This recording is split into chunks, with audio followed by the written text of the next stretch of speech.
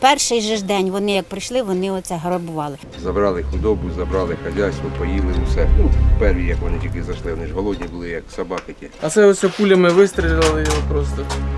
Вибили і все.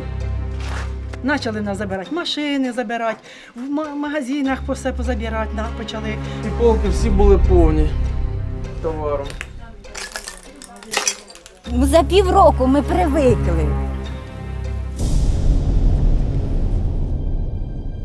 Громадське у Високопіллі, що на Херсонщині. Півроку це село перебувало під російською окупацією. На початку вересня ЗСУ звільнили Високопілля. Тут досі чути вибухи, але місцеві все рівно повертаються до своїх рідних домівок. До повномасштабної війни у Високопіллі жили більше 4 тисяч людей. Нині, після російської окупації, там лишилося близько 300 мешканців. Увесь час, поки ми знімаємо у селі, по Високопіллю прилітає щонайменше тричі. Один з таких прильотів змушує нас падати на землю. Водночас місцеві, котрі повернулися до села, продовжують займатися своїми справами. Не страшно вам зараз тут перебувати? Тут досить гучно. Та ви знаєте, за 2 місяці я як тут, мені вже, я вже знаю, куди воно летить, де воно це, і куди ховатися, так що вже не страшно. Було тільки що 3 прильоти, ви кажете. Ховалися? Ні, я ходив на трактор, дивився, куди воно там упаде, бо там же ж хата ж моя. Це ви просто почули, що воно десь туди летить? Ну так, воно далеко, воно як чуть, свистить як воно високо, летить. то чуть, що високо. А як вже воно приземляється, то воно свист такий громкий. От тоді ховатися треба.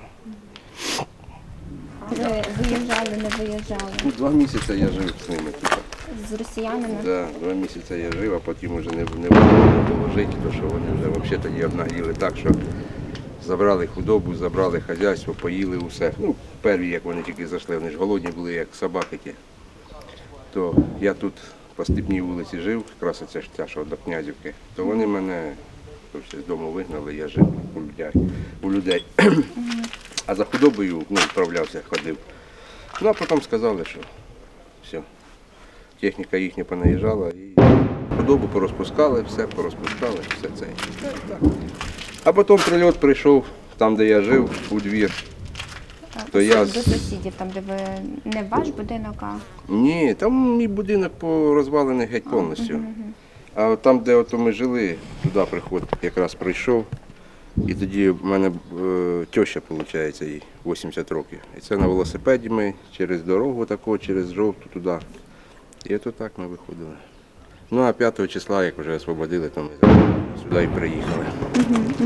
То тепер все, допомагаємо поставити на ноги, хоч те, що зберігалося. Як іменно ці прильоти, то вже орієнтуюся. Якщо стекла дрижать, значить це десь пів кілометра. Якщо вже хата дрижить, значить вже тут 200-300. То це воно значить, що метрів. впало вже. А як оце летить і свистить, то ви чуєте, Да, в воно який ж бік? ви тільки що стояли. Я вам сказала, що там буде. Воно вже посвистіло. По свисту воно определяється. Якщо вже замедлений свист, значить десь рядом. А якщо так пішло, воно по свисту чуть. Ми вже орієнтуємося. Я не знаю, ми вже Ви якось... так спокійно про це кажете. За півроку ми привикли. Перший же ж день вони як прийшли, вони оце грабували. Магазини, больниці. У нас не працювало ні магазини, ні больниці. За 3 дні вони оце газове, взагалі газу в нас не стало. Світло в нас ремонтували хлопці під бомбьошками. 3 рази вони ремонтували, а потім сказали, що неможливо, тому що дуже багато поривів. І в нас оце в марту місяці чи в березні місяці нас оце не стало. Оце вже прильот. В марту місяці оце в нас не стало. Ні газу, ні світла, ні, отам впало. Летить. Ой, це десь. Ні, туди. Ну, от ти почула, так? Да, Воно далі уже, летить да. і туди. Це Марія Олександрівна, ми з нею вже познайомилися там. Приємно. Кришу оце ми накрили, не докрили. Це мій син. Саша, йди сюди, синок. 22 березня ми уїхали звідси того, що в нас діти, і ми виїжджали, боялися. малі діти. Одному дівчинці 4 рочки, а хлопчику 9. Ми їх вивезли в Кривий Ріг, тому що вони дуже боялися, плакали. Ми ночували місяць у підвалі. До цього, поки ми виїхали. Почали нас забирати машини, забирати, в магазинах все позабирати, почали всі матеріали, там, які були у нас техніка. Ми торгували, у нас свій магазин. Ми торгували битовою технікою, веломоту у нас, дуже багато у нас було техніки.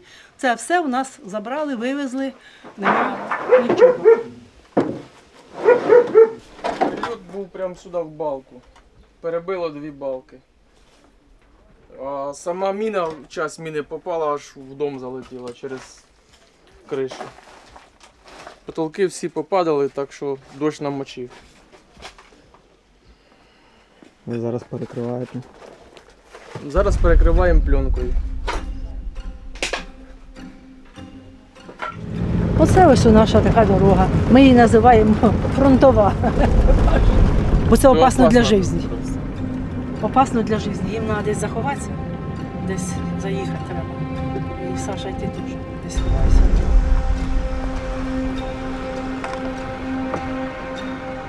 А орки все время хотіли сюди залізти, а сестра понабивала шурупів, щоб понакручували з чоловіком, щоб не можна було туди залізти. Так вони то гепали і не вибили.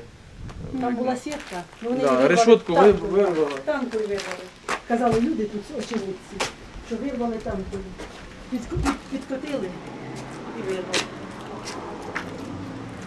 А це ж все дергали, стріляли, все побите. А ви його казали, що трохи спочатку працювали, а потім вирішили закрити магазин, так? Вже поїхали, Щоб- бо тут вже не можна було. Вже нам не розрішили тут не ходити, не їздити, не машинами. Сказали, сидіть вдома і нікуди не виходьте. І ми вже все перестали працювати. А лишалися якісь речі в магазині? Повний магазин був. Тут у нас була і техніка, і битова техніка. Ми торгували всім. І мотоциклі були в нас, і бензопили, бензокоси, запчастин дуже багато було. Всього в нас тут Я було. можу його відкрити. А що ж таке, де ключ? А що ж таке? Хтось, Я не оттуда. хтось ковиряв? Може хтось ковиряв? Може хтось ковиряв? Хтось ковиряв його вже, хотіли відкрити. А це ось пулями вистріляли його просто. Вибили і все. Тут була битова техніка, всякі інструменти, перфоратори, болгарки, дрелі, бензокоси, бензопили. Да. А тут були рибальські снасті, вудочки, все для рибалки. Тут були запчасті для мотоблоків. А там шлема стояли, ці полки всі були повні товаром.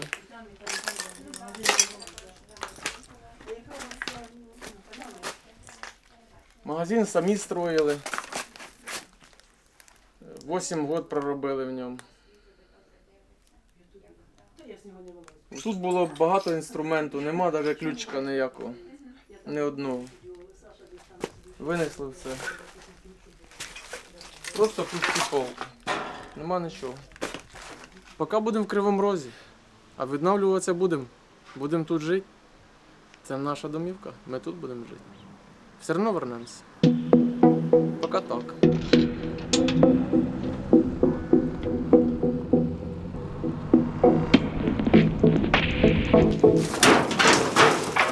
Таке у мене було господарство теж.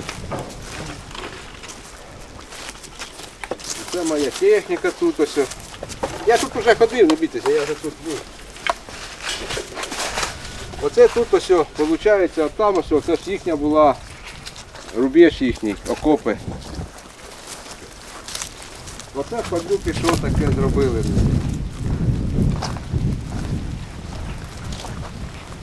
Це що таке? Це ваша техніка, так? Так, це ось у мене 2 трактора.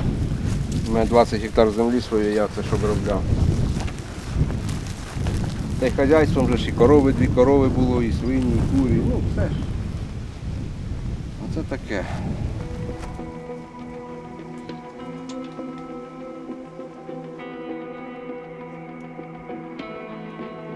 Що я можу планувати? Буду тако наглядати, щоб. А далі воно, я не знаю, може ж якусь компенсацію, може государство чимось поможе.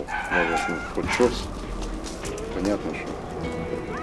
Все Дати зразу. його ви не плануєте будинок. Він тут ще щось будете його відбудовувати. Ну, трошки. звісно, буду відбудовувати. Ну, у мене ж що, у мене тут земля 20 гектар, у мене ще є техніка, яка я ж не можу теж чого десь бросити це все. Бо ж якось, може, все ж пройде, розмінірують. Будемо займатися. І жінка за границею з дитиною, що ж вони ж куди ж повинні вернутися. Як ви зараз себе тут почуваєте? Які у вас емоції?